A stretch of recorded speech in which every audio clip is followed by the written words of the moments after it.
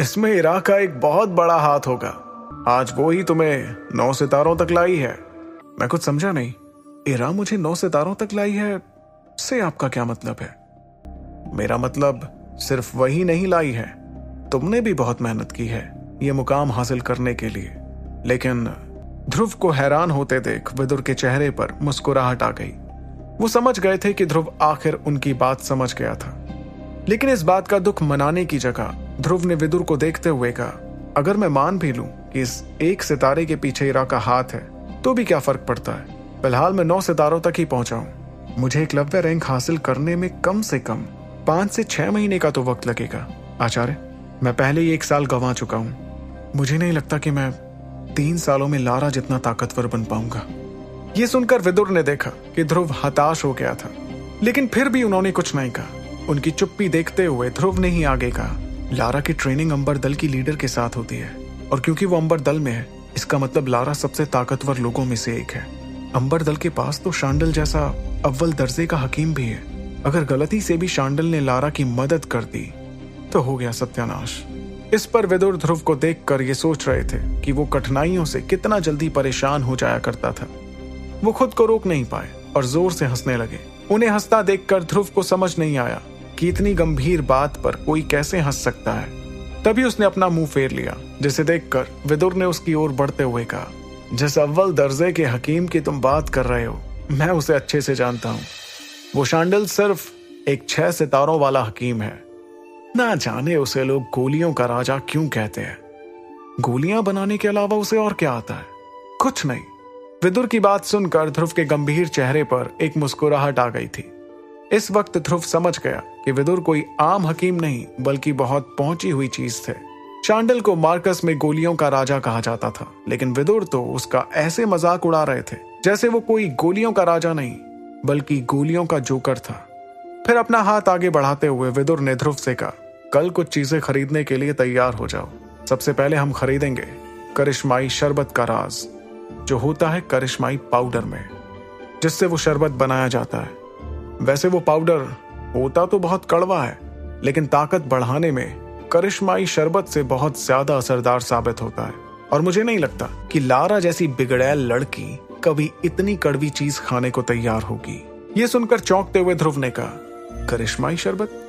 लेकिन आपने तो पहले कहा था कि वो कोई खास चीज नहीं है। इस बात पर मुस्कुराते हुए विदुर ने ध्रुव से कहा, जानता हूं पहले मैंने झूठ कहा था, और ऐसा इसलिए क्योंकि उस वक्त तुम इतने ताकतवर नहीं थे जितने आज हो। उस वक्त अगर तुम करिश्माई शरबत या पाउडर लेने की कोशिश करते तो तुम्हारा शरीर उसकी शक्ति संभाल नहीं पाता और फिर तुम कभी एकलव्य नहीं बन पाते। इसलिए तुम्हारी जिद को ध्यान रखते हुए मैंने तुमसे झूठ बोला था। लेकिन अब जो तुम मेरी उम्मीद से ज्यादा ताकतवर हो गए हो, इसलिए वक्त आ गया है कि तुम करिश्माई पाउडर का इस्तेमाल करो। मगर जैसे ही आचार्य विदुर ने उसे सामान की लिस्ट पकड़ाई तो वो लिस्ट देखकर ध्रुव की आंखें फटी की फटी रह गईं। 50 साल पुराने 4 नीले गुलाब, 2 सांप के जहर वाले फल, 20 साल पुरानी आयुर्वेदिक दूब का एक गुच्छा और एक जलमूल शक्ति का जादुई पत्थर। ये पढ़कर ध्रुव हैरान होने के साथ साथ थोड़ा घबरा भी गया था कि आखिर वो ये सब सामान लाएगा कैसे। तभी उसकी शक्ल पर 12 बजते हुए देखकर विदुर ने ध्रुव से कहा, क्या बात है, कोई दिक्कत? फिर जैसे ध्रुव अचानक विदुर पर फूट पड़ा और उसने कहा, कोई दिक्कत? अरे 50 साल पुराने नीले गुलाब की कीमत कम से कम 3000 सोने के सिक्के होती है, और ये सिर्फ एक की कीमत है। और सांप के जहर वाला फल, पहली बात तो मैं इसे लाऊं कहां से? और अगर मान लेते हैं कि गलती से ये किसी बाजार में मिल भी गया तो कम से कम 8000 सोने के सिक्के तो लगेंगे एक फल खरीदने में। हाँ, 20 साल पुरानी दूब। सच कहूं तो अपनी जिंदगी में मैंने सिर्फ एक बार ऐसी दूब को देखा है, और वो भी नीलामी के वक्त। और पता है उसकी शुरुआती कीमत क्या थी? 10,500 सोने के सिक्के।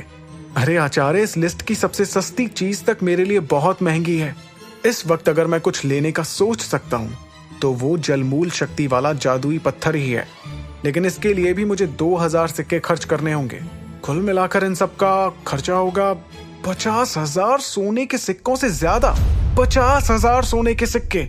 आचार्य, आखिर मैं इतने पैसे लाऊंगा कहां से? ध्रुव को इतना परेशान होते देख विदुर ने गौर से उसे देखा और कहा, सच कहूं, इन सामानों को इकट्ठा करना तुम्हारी परेशानी है, मेरी नहीं। मेरा काम सिर्फ सबसे अच्छा पाउडर बनाने का है। ये सुनकर ध्रुव को गुस्सा आ गया।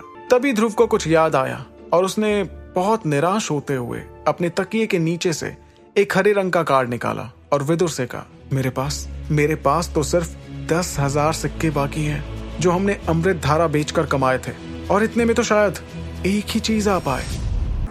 आगे की कहानी जानने के लिए देखिए अगला एपिसोड सिर्फ पॉकेट एफएम के यूट्यूब चैनल पर, और सुपर योद्धा के सारे एपिसोड्स को सुनने के लिए डिस्क्रिप्शन में दी लिंक से डाउनलोड करें पॉकेट एफएम ऐप।